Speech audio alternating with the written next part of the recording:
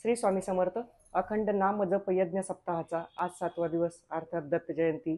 दत्त जयंती म्हणजे आम्हा सेवेकऱ्यांसाठी आनंदाचा उत्सव.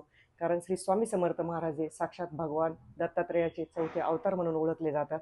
आजच्या दिवशीपर्यंत सर्वांचं गुरुचरित्र वाचन संपन्न झालेलं आहे. प्रश्न येतोय की सांगता किंवा ग्रंथ समाप्ती कशी करावी. तर सांगतेच्या दिवशी सकाळी 10:30ची आरती आपल्याला करायची आहे. 10 वाजून 10 मिनिटापर्यंत सगळे नैवेद्याचे ताटं तयार ठेवायचे. आपल्याला नैवेद्य किती करायचे, तर नैवेद्याचे 5 ताटं आपल्याला करायचे. कुलदैवता श्री गणेश गणपती बाप्पा, कुलदैवता, पोथीचा नैवेद्य, दत्तात्रय महाराज आणि स्वामी समर्थ महाराज.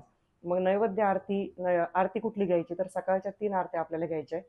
आणि त्यानंतर मंत्रपुष्पांजली, जय जयकार आणि श्री स्वामी समर्थ महाराजांची प्रार्थना घ्यायची. सद्गुरुनाथ हात जोडितो.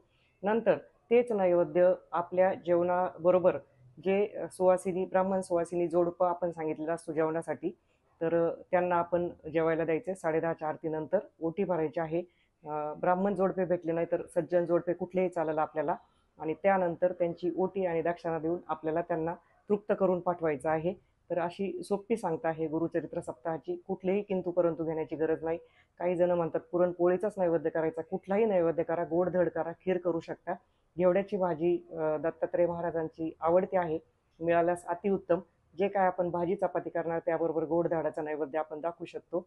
आणि अशा प्रकारे आपल्या गुरुचरित्र सप्ताहाची सांगता आपण करू शकतो. श्री स्वामी समर्थ.